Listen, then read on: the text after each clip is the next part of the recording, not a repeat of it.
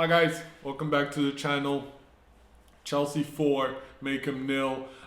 It was a good performance from the boys.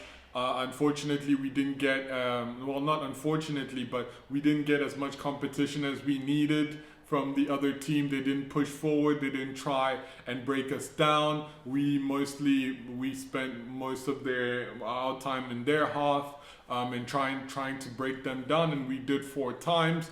So yeah, let's move into the pros and the cons. Starting with the cons, let's get it. Starting with the cons, I think one of the important things, and I keep repeating this in every post match that I do, that I think is very important for us to focus on and think about and analyze and talk about as much as possible, is the passing within the team.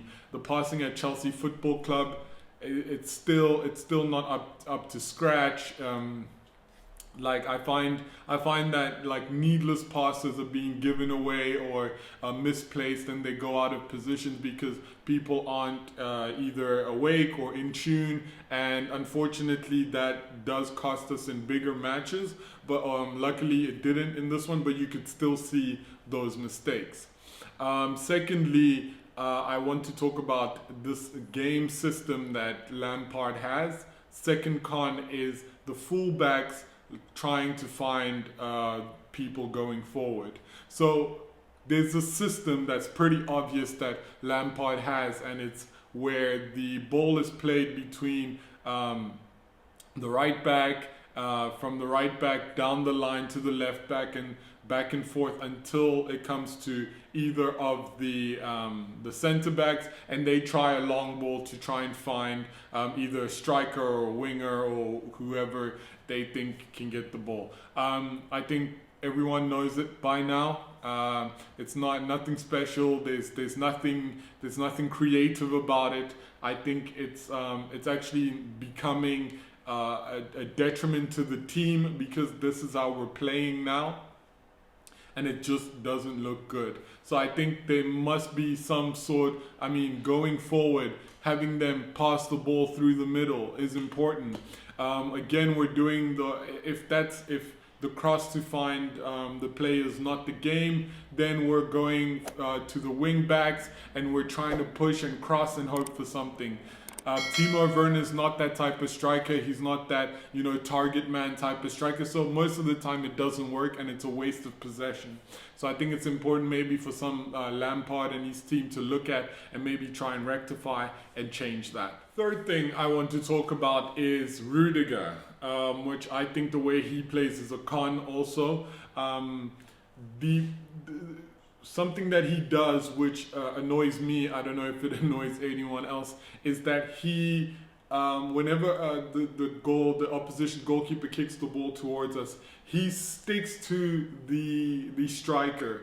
Like, he gets up behind the striker, and I don't know what his intentions are, because most of the time he doesn't win the ball, so I don't understand why he does that. And if the striker is able to beat him to the ball, header it to the side or whatever, he's lost his movement. Like, he can't do anything, and there's a big hole in the defense. So that's another thing I think that maybe why Rudiger is not one of our top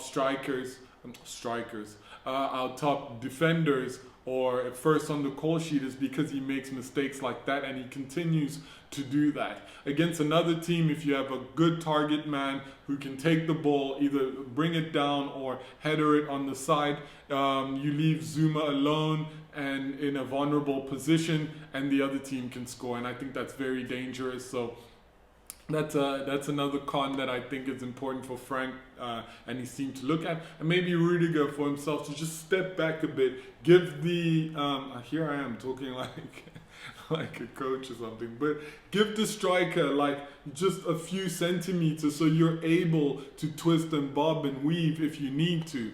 So I think that's important, and hopefully Rudiger gets that together. In the cons, the last con for this match, I want to talk about Frank Lampard's treatment of Tomori. I really don't understand what's going on. Is it an attitude problem? Is it a I'm very confused as to why he's not giving that he's not given that much of an opportunity to play.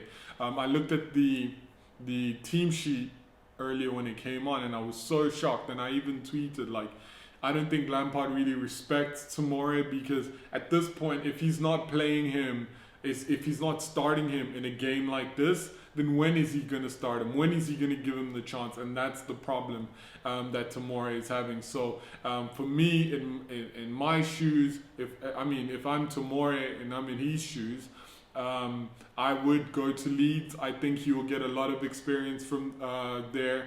I think it will suit his style as a quick centre back. I think he would find more playing time at Leeds. So if I was him, like before the window closes, I would make the move. And I hear people saying, Christensen's injured, so maybe that's why he's not making the move. I still think that he should, regardless of Christensen's situation, because he is not going to get the playing time, and it's going to be a frustrating second half of the season if he doesn't move, because he's not going to play. Because if he can't play against this team again, like I said earlier, if he can't play against this team, who is he going to play against? He's not going to play against Fulham unless something really bad happens to Silva, Zuma, and Rudiger. So he's not going to get that playing time. So it's best for him to just go to Leeds. And yeah, I still don't understand what the issue is with Lampard and Tomori. Maybe someone can explain it to me, but yeah. Moving on to the fun stuff, the pros of the match. Number one, it's very simple. The birthday boy scored an amazing goal, fantastic goal from a distance. I really, when he did take the shot, I thought, because there was two shots taken earlier, one by him that got blocked, and another one by Emerson. And I thought, why do they insist on taking these shots? But I'm happy. I was happy to see that. I was happy to see Chelsea players try from a distance, try to take a shot, play through the center. But more importantly, the birthday boy got his goal today, which is amazing, and I'm very happy for Mason Mount. I think everyone can agree that he's deserving of that goal. He is a workhorse for this team. He is the heartbeat of this team, and when he's not working, neither is the rest of the team. So very happy to see him score today. Moving on to Emerson. Emerson is another pro for today. I think he was amazing today. He played very well on the wing. Most of the time he found himself in the middle of the park because of the type of game that it was. I think he played outstanding. I think his defending was great. The way his movement within the middle of the park, him trying to get into position, taking shots, pushing the play forward, I think he did very well, and I'm very impressed with Emerson today. Another pro, and I'm sure people haven't spoken in good terms about this guy in a minute. Kepa looking good, Kepa looking confident, Kepa looking like the goalkeeper we all know that he can be. There was a bit of a whoopsie almost at one point, so but he did well. He saved it. He twisted his body well to keep the ball out of the goal. And yeah, he just looked commanding. He came for balls. He punched balls. He saying balls a lot. Another pro that I wanted to focus on was the link up between Mason Mount and Cho today. They looked amazing together today. They played little 1-2s, and you had Cho running in, running around, and getting into those spaces and looking for that little pass, or dragging back that little pass so someone could come. The defense of Morecambe did well today. So yeah, but that little relationship is what we need more of. I think something is building also between Timo Werner and Kai Havertz. I think because they're friends, they thought maybe it would come naturally, but it maybe is something that they need to work on. But definitely Cho and Mount looked like a unit today. They looked like team players, and they were creating this relationship that this Chelsea team needs. So very happy to see that. Hopefully there's more of that. There's more little relationships that build up in between players. And we're looking forward to that. But another pro for today was definitely that link up between Mason Mount and Cho. So all in all, that was a good game. It was a pretty comfortable game, but we moved forward. We celebrated, but we look forward to Fulham on Friday. That's going to be a bit of tougher opposition, but to be honest, Fulham are not in the greatest stint or run at the moment. So for me, the games that I really look forward to are Wolves and Leicester. I think if we win those games, we get back into that rhythm that we need to be in. I think if we beat Fulham, yes, we have to beat Fulham because of the league table and what's going on. We would love a win. Obviously, it's the Premier League.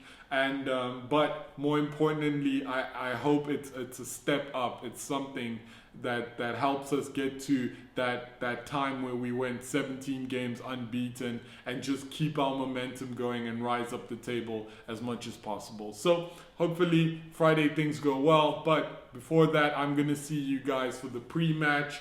And yeah, again, please remember to like, subscribe, tell a friend to tell a friend to tell a friend, and then that friend tells another friend. And yeah, let's keep the conversation going. Don't forget to hit me up with a comment. And if you enjoy what you see, give it a thumbs up. And yeah, so I will see you guys for the pre-match against Fulham. Peace.